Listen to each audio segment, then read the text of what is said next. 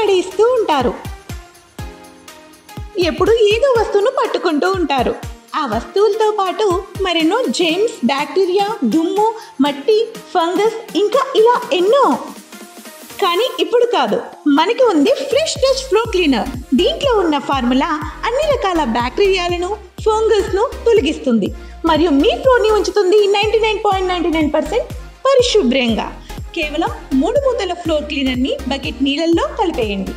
శుభ్రంగా మీ గదిని తుడిచేయండి. ఇప్పుడు అయింది మీ ఇల్లు సురక్షితంగా మరియు పరిశుభ్రంగా. ఫ్రెష్ టచ్ ఫ్లో క్లీనర్ మీ ఇంటిని ఫ్రెష్గా ఉంచుతోంది. మనం ముందే చెప్పాను, నేను ఈ ప్రాజెక్ట్లో 50 లక్షల క్యూసెక్స్ ఆఫ్ వాటర్ డిశ్చార్జ్కి మనం నిర్మాణాలు చేస్తున్నాం. నదిని డైవర్ట్ చేస్తున్నాం. నది మీద పోతూ పక్కకు తిప్పి స్పిల్వేస్ ఇవన్నీ తీసుకొచ్చాం. అలాంటి ముఖ్యమైన ప్రాజెక్టులో డయాఫామ్ వాల్ కట్టి వదిలిపెట్టాం. కాఫర్ డ్యాములు పూర్తయ్యే సమయం. ఇంకొక చాలా తక్కువ పని కానీ కంప్లీట్ చేసుంటే ఆ ఏజెన్సీ ఉంటే అతని బాధ్యత. పీపీఏ చాలా స్పష్టంగా చెప్పారు. ఇంత మునుపు కూడా అనుభవం ఉంది. ఒరిజినల్ కాంట్రాక్ట్ని మార్చాం, మళ్ళా కొత్త కాంట్రాక్ట్కి ఇచ్చాం. అంటే అప్పట్లో ఒరిజినల్గా 2004 నుంచి ఆ క్లెయిమ్స్ అన్నీ ఉన్నాయి. పాత కొత్త ఇద్దరు కాంట్రాక్టర్లు ఉంటే అకౌంటబిలిటీ ఫిక్స్ చేయడం కష్టమవుతుంది. ఎవరు రెస్పాన్సిబిలిటీ ఉంటుందో మనం చెప్పలేము, చాలా డిఫికల్ట్ అని దయచేసి ఆలోచించమని చెప్తే క్యాన్సిల్ చేసి రాటిఫికేషన్ పంపించారు. అంత దుర్మార్గంగా. ఒకవేళ పంపిస్తే దాన్ని ప్రొటెక్ట్ చేశారంటే అది కూడా చేయకుండా చేశారు. దీంతో మొత్తం కలిసి మీరు చూస్తే ఆగస్ట్, అక్టోబర్లో 2020లో వరదలు వచ్చాయి. ఆ వరద నీరంతా అక్కడ వెళ్ళింది. డయాఫామ్ వాల్ పూర్తిగా దెబ్బతినే పరిస్థితికి వచ్చింది. అక్కడి నుంచి ఇప్పటి వరకు ఈ ప్రాజెక్ట్ని మొత్తం నిర్వీర్యం చేశారు. ఇది ఒక ఎగ్జాంపుల్. ఇది ఒక అసమర్థత, అవగాహన రాహిత్యం,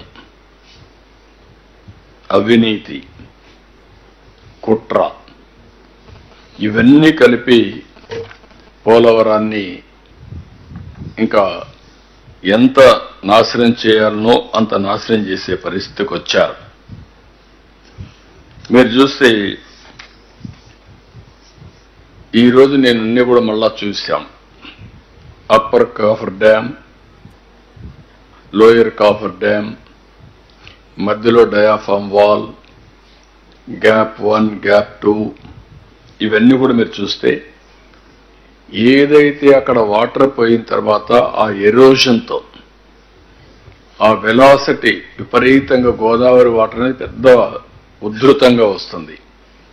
ఎప్పుడైతే అక్కడ వచ్చిందో ఆ వాటర్ అంతా కూడా ఇచ్చేసి మొత్తం తిప్పేసే పరిస్థితికి వచ్చింది. నీళ్లన్నీ లోపలికి రావడం, ఈ రెండు మధ్య లోయర్ అప్పర్ కాఫర్ డ్యాముల మధ్య పెద్ద ఎత్తున మనం సుడిగుండాలు వచ్చినట్టు వచ్చి కింది వరకు 2020లో మొత్తం ఎరోషన్ గురయ్యే పరిస్థితి వచ్చింది. టోటల్ గా దెబ్బతినే పరిస్థితికి వచ్చింది. 200 మీటర్లు గ్యాప్ 3లో, గ్యాప్ 1లో ఎరోషన్ గురయ్యే పరిస్థితి వచ్చింది. కింద నుండే సాయిల్ డిస్టర్బెన్స్ కావడమే కాకుండా ఇప్పుడు మీరు అక్కడ చూశారు, అక్కడ శాండ్ తీసుకొచ్చి మళ్ళా వైబ్రో కాంపాక్షన్ చేస్తున్నాం. ఎందుకంటే మొత్తం సాయిల్ అంతా లూజ్ సాయిల్ అయిపోయింది. రేపు ఇప్పుడన్నా కానీ ఒక భూకంపాలు అలాంటివి వస్తే ప్రాజెక్ట్ కూడా షేక్ అయ్యే పరిస్థితి వస్తుంది. కాబట్టి ఆ స్టాండర్డ్స్ ప్రకారం మళ్ళా చేయాల్సిన అవసరం మొత్తం చేసే పరిస్థితి వచ్చారు. ఒక దుర్మార్గమైన కార్యక్రమం వచ్చినప్పుడు 2400 కోట్ల రూపాయలు అదనంగా అయింది. ఉదాహరణకు న్యూ డయాఫామ్ వాల్ 990 కోట్లు. ఆ రోజు 440 కోట్లతో పూర్తి చేశాం. మోర్ దెన్ డబల్ అయింది. ఇంకో పక్క వైబ్రో కాంపాక్షన్, నేను పెట్టిన ఇసుక మీరు చూశారు, ఇప్పుడు చూపించాను అక్కడ 836 కోట్లు అయింది. శాండ్ ఫిల్లింగ్ 363 కోట్లు.